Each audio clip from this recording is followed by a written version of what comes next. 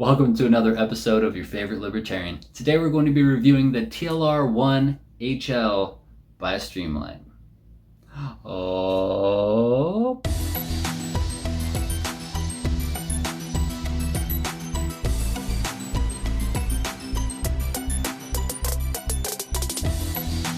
And now it's time for everyone's favorite game, What's in the Box? Ta-da! First, let's talk about the box. This is basically a collector's item because at the time that I purchased this light, it just came out and they still had a bunch of 800 lumen boxes. So instead of making all new boxes, they put a sticker on it that said it was the 1000 lumen model, and that's why it looks like this. Got your owner's manual here. This is for the TLR-1 and TLR-2 series, so there's a ton of information here. You have your Streamlight Strong hashtag for all of your social media-ing, and it is also telling you that it is thankful that you joined the Streamlight family. Also, in here there's a fire, explosion, and burn hazard warning, which is exciting.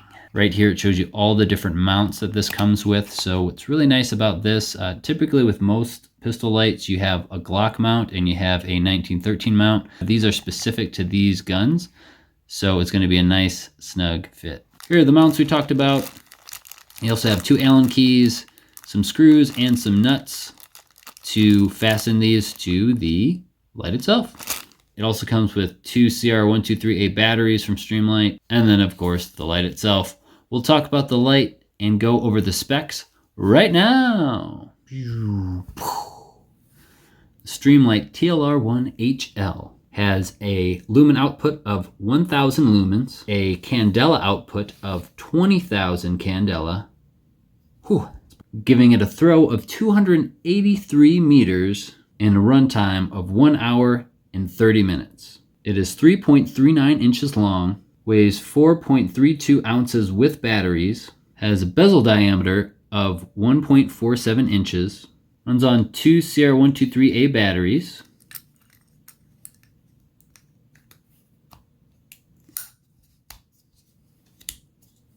has a water rating of IPX7, and has an average street price of $130. Ah!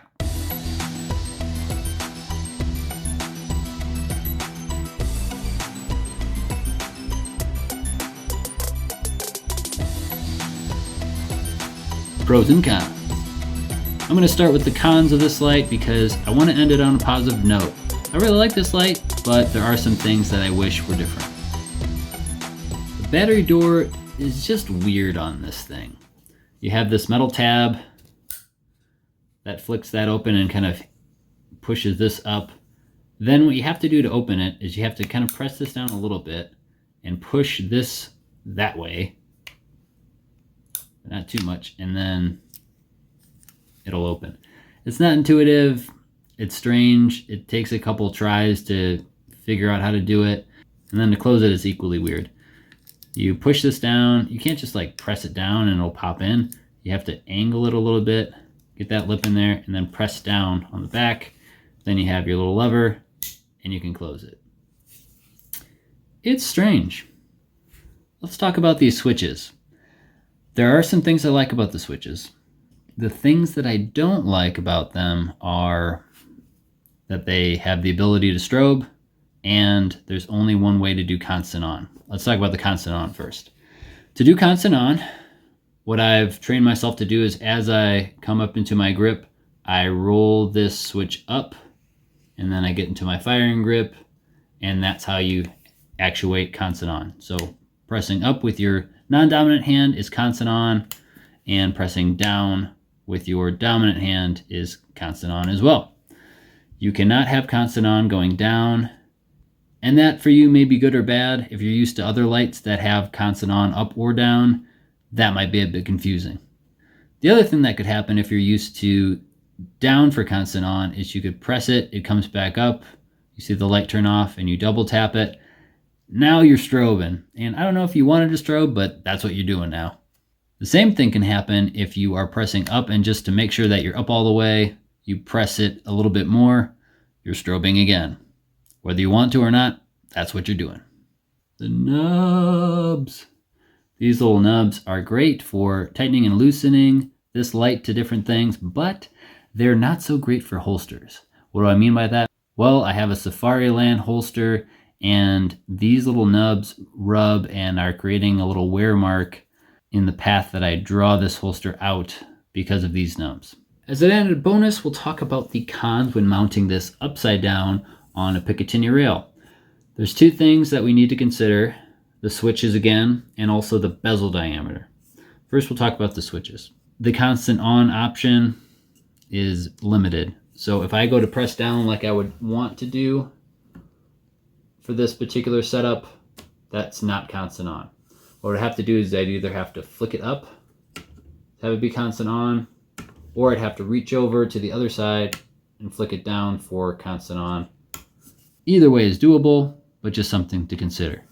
The other thing you'll want to consider is that if you have a co-witness mount, which this is for your red dot or whatever optic you're using, you're going to have some obstruction from your red dot to your target because the bezel diameter is so thick with this guy. This sticks up or protrudes, if you will, a little bit from the body. And when daytime shooting, it's not that big of a deal because both eyes shooting, this is going to disappear and you're just going to see your target. Pretty cool how the human eyes work. But at night, when you turn the light on and it's dark out, you're going to see a silhouette right here, and that's going to obstruct your view a little tiny bit of the target. Is that a big deal to you? It might be. Either way though, now you know. Also, one other way to remedy this is having a higher mount. A lot of people are, at least at this point, using a lower 1/3 witness, or they have some super high mount, which is really popular right now. Now for the good stuff. I really like how easy this is to take off of things and put on things. You have this little spring here, and you have to press it to get this to open.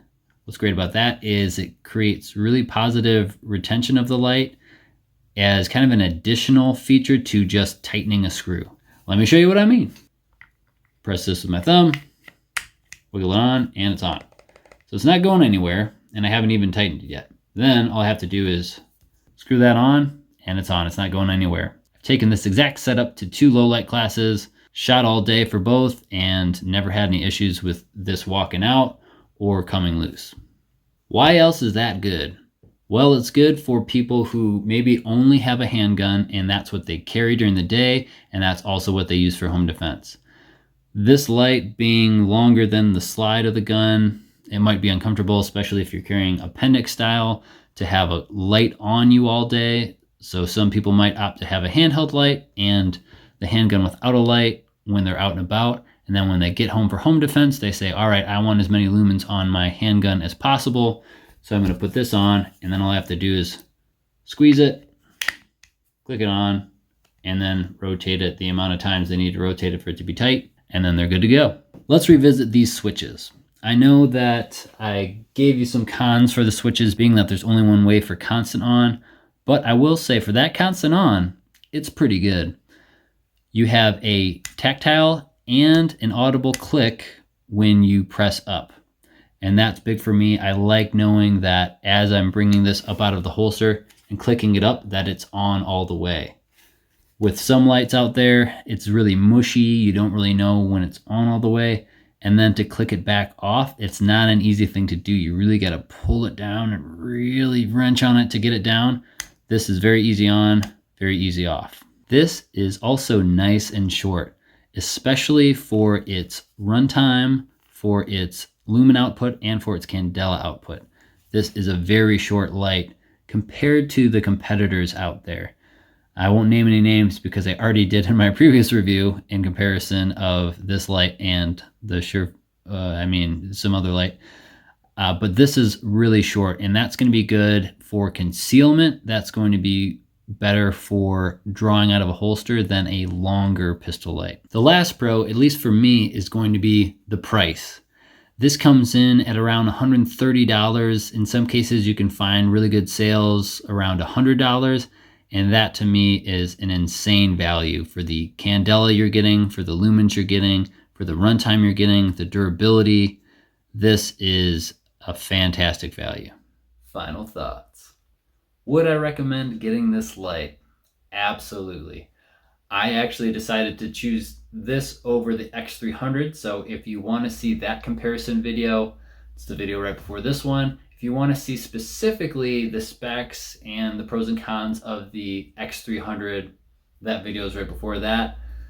But I would say for the lumen output, for the candela output, for the runtime, for the compactness, relative compactness of this light, and the price, it's really hard to beat. I did have some cons in this video. With anything, there's going to be drawbacks to the things that are really good about it. But I feel that the pros for this greatly outweigh the cons, and especially for the price. That's going to do it for me and my review of the TLR-1 HL by Streamlight. If you have any questions, leave them in the comment section below. I actually have a question for you though. What holster would you recommend for this combination? I am looking for an appendix carry holster and not really as concerned about price as I am about comfortability and concealment, not printing, that sort of thing. So if you have any suggestions, I'd really appreciate it if you could leave them in the comment section below. If you have any questions about this light, how it compares to the X300 or the X300, check out those videos of mine. Be sure to like, comment, share, and subscribe. It really helps a ton. And as always, stay free. God bless.